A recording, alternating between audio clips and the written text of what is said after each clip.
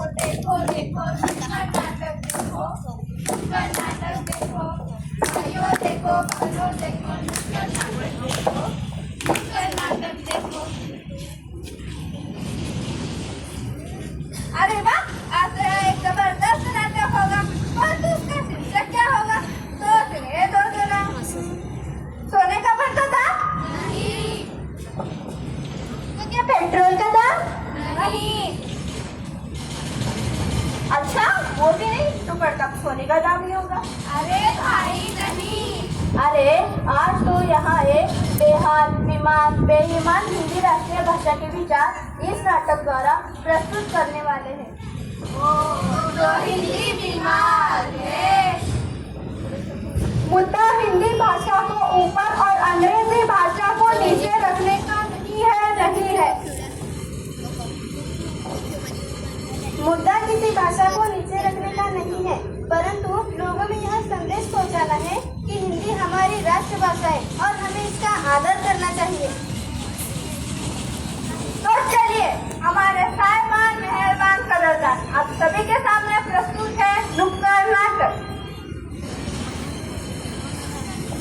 सुनो भाई सुनो सुनो, क्या हो गया है हाल, क्या हो गया है हाल। सुनो सुनो भाई सुनो सुनो, क्या हो गया है हाल, क्या हो गया है हाल। देखो भाई, देखो कौन है ये जिसका हो रहा है बुरा हाल। क्या हो गया है हाल, किसका हाल और कैसा हाल। अरे भाई, मुझे कोई बताएगा सही, हमारे इस देश में ऐसा हाल किसका है, कैसे है और क्यों है। अरे भाई, हिंदी हो गई बीमार, हिंदी हो गई बीमार, हिंदी बीमार। यह सुनकर तो मैं हैरान हूँ, क्या यह सच है? हाँ।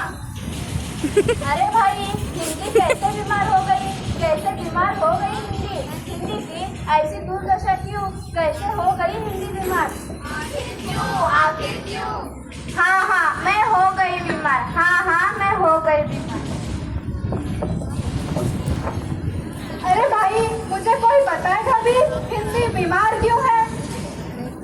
अरे भाई, कोई मुझे बताएगा सही, हमारे इस देश भारत में राष्ट्रभाषा की ऐसी दुर्दशा आखिर क्यों है, इसके लिए कौन उत्तरदायी होगा। आखिर कौन। अपने ही देश में हो गई वो पराई, अपने ही देश में हो गई वो पराई, ना जाने हिंदी भाषा कहाँ खो गई, ना जाने हिंदी भाषा कहाँ खो गई। इस भाषा को पूरे भारत का गौरव का प्रतीक माना जाता था। आज वही भाषा खोती जा रही है। सुनो भाई, सुनो, मेरा व्याथ सुनो। मेरे देशवासी ने मुझे पराया किया और अंग्रेजी माध्यम को प्राथमिकता दी और मुझे पीछे कर दिया। अरे तुम तो हमारी राष्ट्रभाषा हो। अरे तुम तो हमारी सम्मान के अधिकारी हो, तुम्हारा अपमान क्यों और कैसे। हाँ, मैं राष्ट्रभाषा हूँ, परंतु समय बदल रहा है। आज के युग में सब लोग अंग्रेजी की ओर जा रहे हैं और मुझे भूलते जा रहे हैं। मेरा अस्तित्व खतरे में है। आप बच्चों को ही देख लो, इन्हें तो 70 और 89 का मतलब ही नहीं पता। और जब हिंदी पढ़ने के लिए बैठते हैं तो पूछते हैं यह क्या है। इन्हें तो बताना पड़ता है कि 70 का मतलब 70 और 89 का मतलब 89। और तो इनके माता पिता तो उनका बच्चा अंग्रेजी बोले इसलिए अंग्रेजी स्कूल में भी डाल देते, तो इनको नहीं पता कि अंग्रेजी बोलने से सफल नहीं होता, लेकिन ऐसे ही अन्य भाषा बोलने से ही प्राप्त ज्ञान मिलता है। अरे नमस्कार, राम, राधे श्याम की जगह हम हाय हेलो कहते जा रहे हैं। धन्यवाद, थैंक यू जैसे शब्द भी अब बदलते जा रहे हैं। जहाँ पहले कार्य को जल्द से जल्द पूरा करने कहा जाता था, जहाँ पहले कार्य को जल्द से जल्द पूरा करके कहा जाता था, अब ASAP एस्ट्रोनॉट पॉसिबल कहा और कार्य खत्म। लोग जिंदगी आसान बनाने के लिए समय हिंदी को भूलते जा रहे हैं।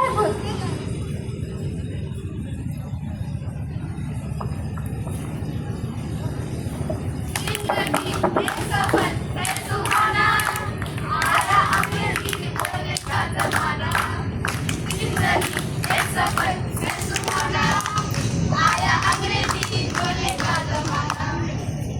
अरे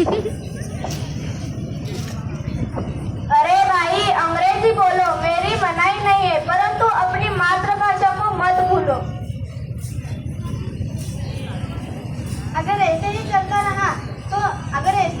रहा तो अंग्रेजी भाषा हुकूमत करेगी। हिंदी आज तो बीमार है, कल अपंग हो जाएगी। भारतवासी के लोग अपने ही देश में रहकर हिंदी को भूल जाएंगे तो हिंदी बेहाल हो जाएगी और अपने ही देश से पराई हो जाएगी। नहीं, हम ऐसा अनंत नहीं होने देंगे। हम अपने गौरव की रक्षा स्वयं करेंगे। हाँ भाई, हिंदी जो गर्व है हमारा, उसे बोलने से क्यों कतराते माइक वरी धरा। सम्मान देकर उसे क्यों नहीं अपनाते? हमें एकजुट होकर हिंदी को अपनाना है।